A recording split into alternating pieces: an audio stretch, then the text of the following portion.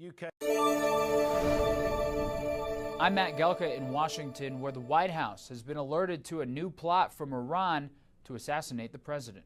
A new warning from Israel based on their intelligence claims that Iran developed a new plot to try and kill President Trump, and the president seemed keenly aware of it this week while he was in Turkey for the NATO summit. I speak about it a lot because, you know, the life of a president is very dangerous. I'm number one on the kill list for Iran. They're lovely people. I'm number one. He seemed to downplay being on the list Friday, telling the New York Post, "I've been on their list for a long time. That's what we're dealing with," and that he's left instructions, if anything happens, to just literally bomb them at levels that they've never seen before.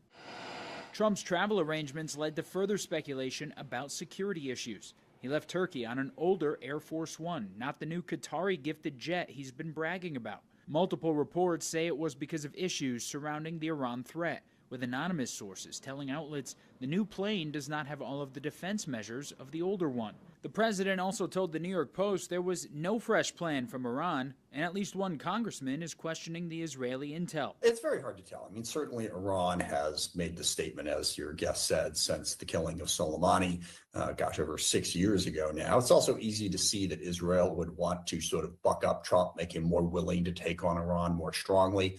Netanyahu has been, pushing for that tougher stance, a more hawkish approach to Iran for quite some time. At the recent funeral for Iran's deceased Ayatollah, crowds carried signs and banners reading "Kill Trump."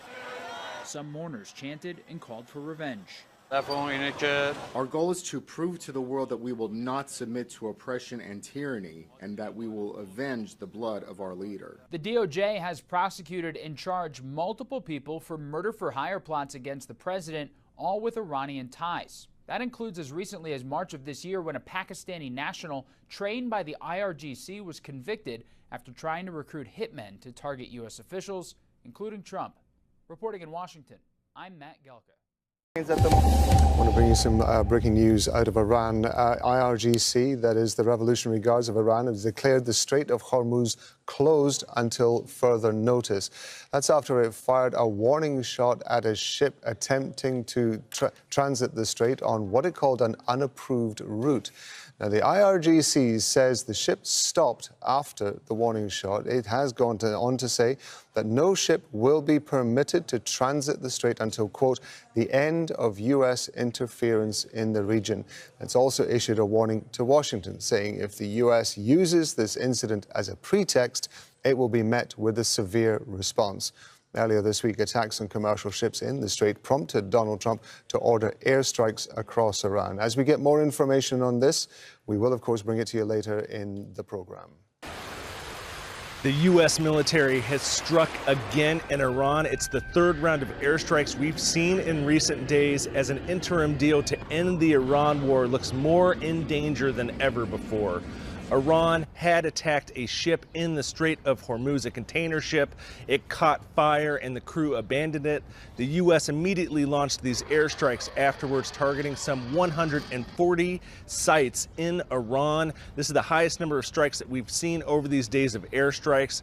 Now, in response, Iran apparently retaliated with strikes targeting Qatar, Bahrain, and the United Arab Emirates today. Now, Iran has made a lot of other claims as well. Everything seems pretty scattered. But what is known is that missile alert sirens went off in those three countries. It remains unclear if any damage has been done. All this is coming as there had been hopes that negotiations would resume over trying to reach a permanent end to the Iran war. But the Strait of Hormuz, the narrow mouth of the Persian Gulf, through which about a fifth of all natural gas and crude oil once passed in peacetime, is central to the ongoing tensions. Now, Iran insists it must have sole control over the strait and be able to charge vessels going through it. That would upend decades of world belief that this is an international waterway, despite it being in the territorial waters of both Iran and Oman.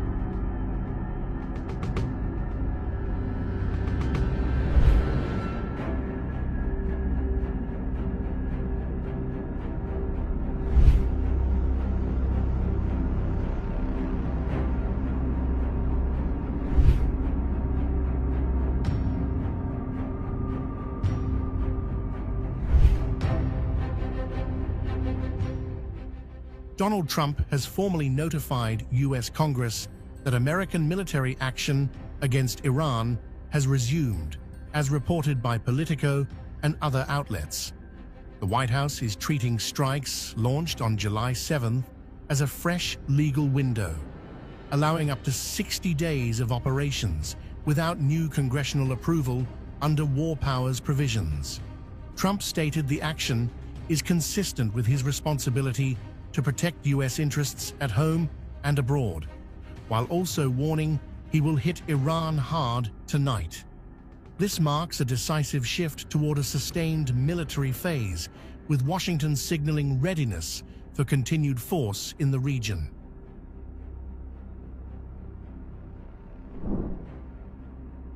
As per reported developments, this move effectively resets the operational clock, giving the administration extended room to conduct strikes without immediate legislative clearance. The framing suggests a calculated escalation pathway, where legal positioning aligns with battlefield intent.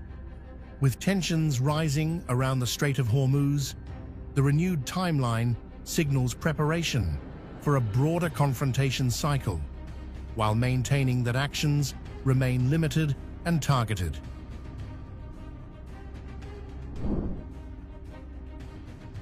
The timing of Trump's warning to hit Iran hard adds urgency. Combined with ongoing strikes and formal notification to Congress, it indicates escalation is active and accelerating. As per reports, the situation is evolving rapidly, with both military momentum and political calculations shaping the next phase, raising stakes across the Gulf.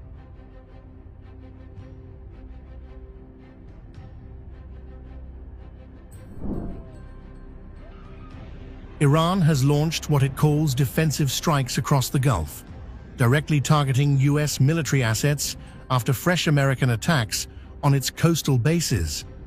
According to Iranian army statements and state media reports, drones struck U.S.-linked positions while cruise missiles were fired at hostile American vessels. Tehran says the response is proportionate and will continue with force, framing the escalation as a necessary reaction to what it describes as repeated U.S. aggression in the region.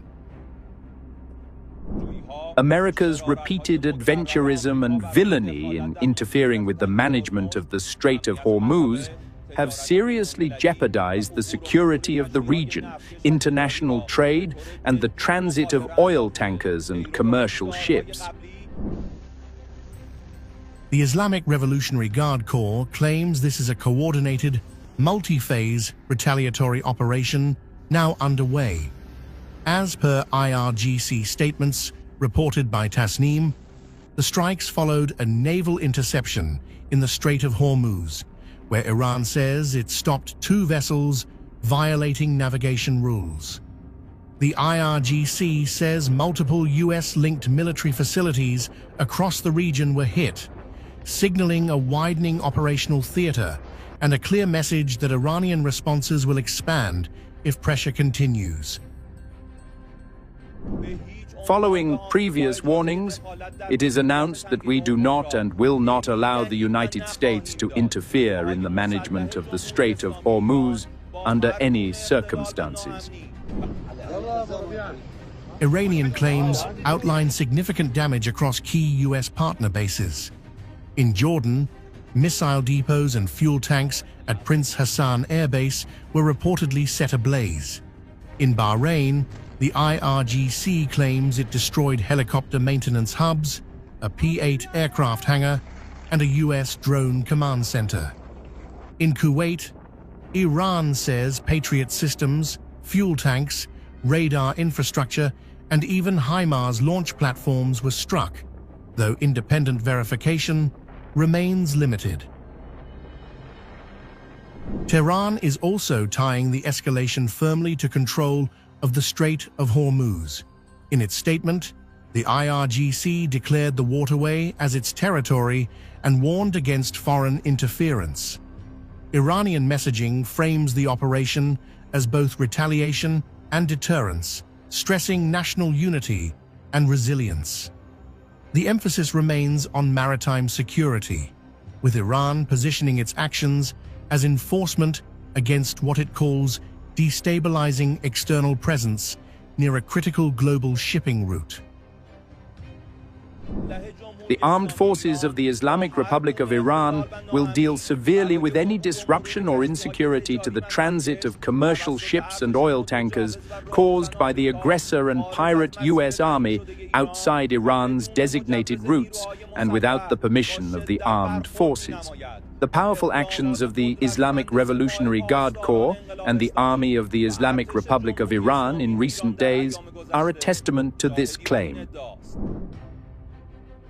Meanwhile, U.S. Central Command confirms it has launched a third consecutive night of strikes on Iranian targets. CENTCOM says the operations aim to impose a heavy cost and degrade Iran's ability to threaten commercial shipping. The back-to-back strikes from both sides indicate a deepening cycle of escalation, with neither side signaling restraint. The situation now points to a sustained confrontation, with regional security and global energy flows increasingly at risk. In the last hour, we have learned from a U.S. official that U.S. forces are currently conducting airstrikes in Iran for the last couple of hours. This comes just as U.S. Central Command says it completed another round of attacks in Iran earlier this morning. The escalation now impacting traffic in the crucial Strait of Hormuz. The Iranian group managing crossing there says passing through the strait is, quote, currently unfeasible. And as ABC's Christian Cordero reports, President Trump says the blockade on Iranian ships and ports will resume today. Jason, the decrease in crossings in the Strait of Hormuz is causing another major economic ripple effect, with oil and gas prices rising.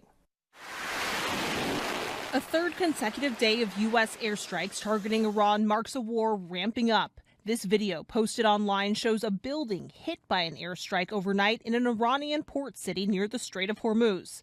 Iran responded by targeting Gulf allies, hitting 3 tankers in the strait with cruise missiles, 2 belonging to the United Arab Emirates, where 1 crew member was killed. Iran effectively controls the strait, where roughly 1/5 of the global oil supply passes through. President Trump is now adamant that won't be true for long, saying the U.S. will be the, quote, guardian of the strait.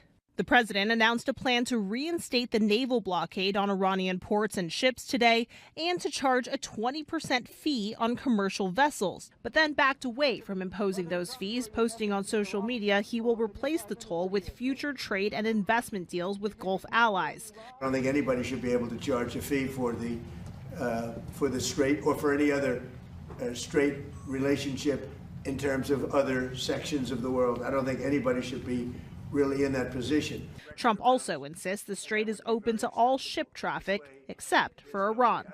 Ship traffic through that waterway has dropped significantly, with just 10 passing through yesterday compared to 70 a day just a few weeks ago and 100 before the war began, according to data from Kepler. The bottlenecking is sending oil and gas prices up yet again. I do fully expect that the national average could get close to that $4 a gallon mark in the next week or 10 days. The average price for a gallon of regular gas in the U.S. is now $3.82, according to Gas Buddy. That is up 8 cents compared to last week. In Washington, Christian Cordero, ABC 30 Action News. In the renewed phase of the West Asia war, Iran has accused the U.S. of targeting a children's cancer hospital in the southwestern city of Avaz on July 15th, reigniting a debate over the human cost of this conflict. Videos circulating online show damage inside the medical facility. According to Iranian officials, the strike caused damage to parts of the facility and forced medical staff to deal with a rapidly evolving emergency situation. Over 200 cancer patients were reportedly evacuated from the premises after these strikes, while it is claimed that an airport located in north-central Iran was also struck in the strikes. According to Iranian state media, the attack took place this morning. An official claimed that a side shed was also hit and some buildings of the airport were damaged, but no deaths or casualties were reported. Now, the US and Iran had signed a memorandum of understanding establishing a 60-day window to negotiate Iran's nuclear program and regional security. However, that agreement completely unraveled due to renewed hostilities in the Persian Gulf, with Trump declaring that the ceasefire was over. We're doing really well with Iran. The Islamic Republic of Iran is not happy right now. And it wasn't, other presidents didn't do what was right. They should have done it a long time ago. It would have been much easier. And they want to settle so badly. They don't like what we're doing. And they do want to settle. Well, since last week, renewed American attacks have killed at least 30 people in Iran, according to the Iranian government. Separately, the Iranian military has also admitted losses, saying that 9 of its personnel have been killed. The US said the attacks were aimed at targeting Iranian military capabilities used to threaten vessels freely transiting through the Strait of Hormuz. But Iran hasn't taken the strikes lying down. In its most recent retaliation, Tehran has targeted American bases in Jordan, Kuwait and Bahrain. The Sheikh Issa Air Base serves as a vital strategic outpost for US naval forces, Central Command and the US Fifth Fleet in Bahrain. And tensions between Washington and Tehran continue to escalate. The Iranian Parliament Speaker Mohammad Bagher Ghalibaf has in fact termed the ongoing tensions as an existential war. He said Iran did not seek conflict, but had to remain prepared for all possible scenarios. He also added that Iran would have no reason to remain committed to the MOU if the country received no benefit from it. We must always be prepared for war and, if necessary, fight at the cost of our lives to protect our security and national interests. At the same time, we must also use the tools of diplomacy and negotiation to achieve and consolidate our national interests. And the Iranian armed forces have also warned of more intense future attacks if American strikes continue. Let the ignorant enemy know that for us, a moment of epic is not a moment for restraint. Whatever is carried out by Iran's armed forces will not be a proportional strike, but a superior strike. Strikes that will be more severe, more extensive, and more devastating than ever before. The fire of the anger of a nation that has never surrendered will burn the aggressor. For now, the US has reimposed the blockade of Iran's ports, and the future of diplomatic discussions between the countries remains uncertain. So as both sides exchange threats and escalate their responses, concerns are also growing over the impact on civilians and critical infrastructure. If the situation doesn't look up, the region may have to brace for what could be an even more volatile period ahead.